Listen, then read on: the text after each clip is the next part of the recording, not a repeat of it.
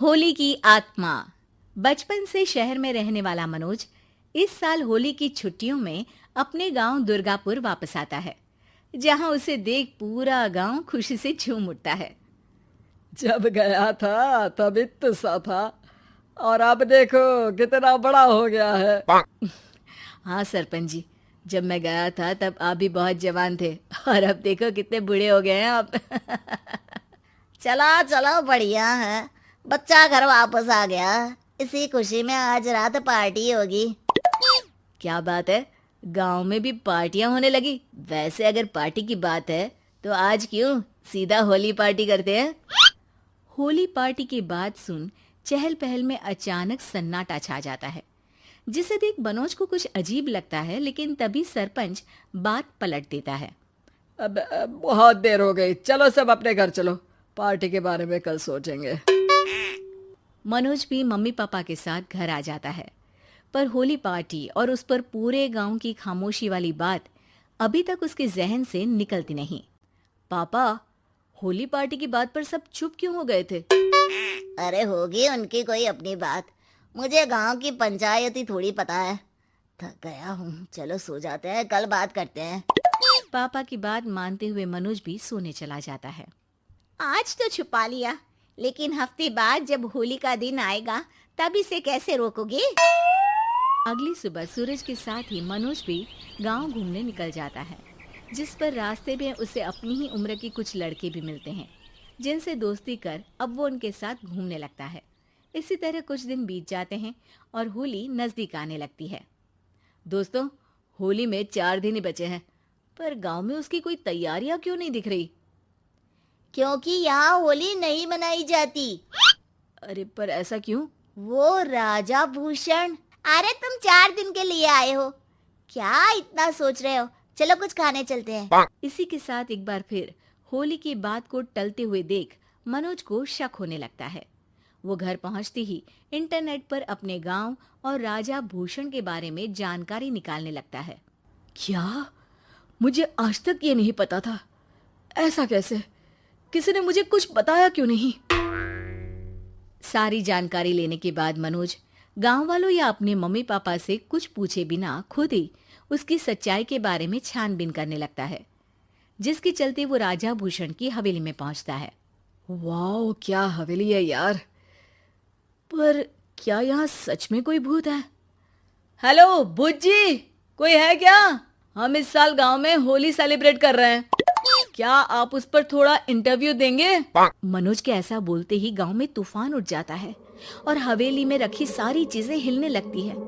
एक अदृश्य शक्ति मनोज को धक्का देकर हवेली से बाहर निकाल दरवाजा बंद कर लेती है। ये सब देख मनोज हैरान रह जाता है।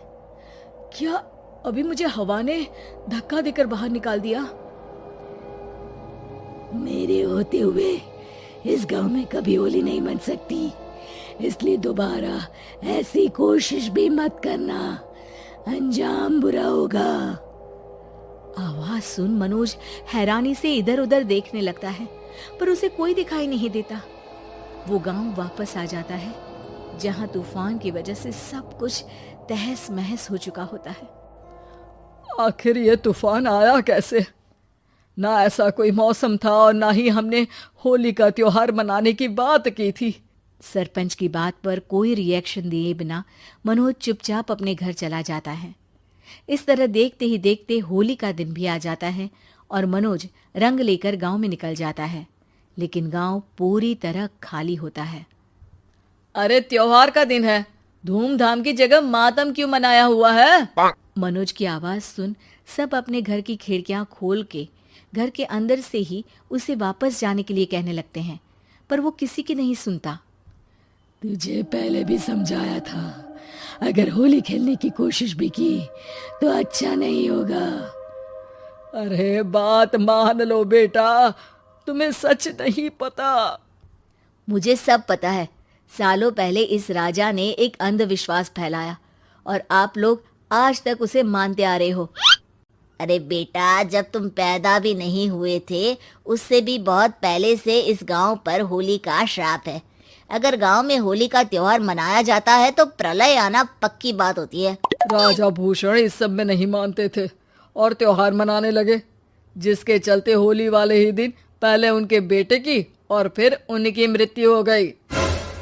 तभी से गांव की रक्षा के लिए उनकी आत्मा उस हवेली में रह रही है। सबकी बातें सुन मनोज उलझन में पड़ जाता है।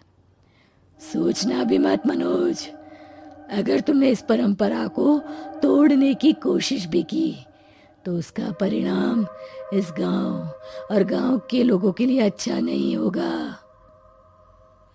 मुझे भी यकीन नहीं हो रहा कि आप लोग एक बेतुकी बात को मानकर सालों से रंगों के त्योहार को मातम की तरह मनाते आ रहे हो। मनोज किसी की कोई बात ना मानते हुए पूरे गांव में रंग बिखेर देता है, जिसके तुरंत बाद वहां तूफान के साथ बिजलियां गरजने लगती है।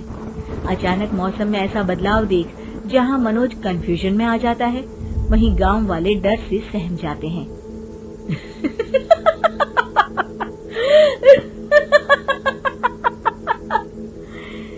इस लड़के ने हमारे जैसे सिर्फ अपने स्वार्थ के लिए नहीं बल्कि पूरे गांव की खुशियों के लिए यहाँ होली मनाई है, जिस वजह से अब इस गांव पर होली का श्राप टूटता है। ऐसा बोलकर राजा का भूत वहां से गायब हो जाता है, जिसके बाद गांव के लोग धूमधाम से होली मनाते हैं। खुशियों के रंग गांव में बिखरे ही होते हैं कि अगली सुबह अचानक मनोज कहीं गायब हो जाता है और एक बार फिर गांव में होली का नया राज शुरू हो जाता है।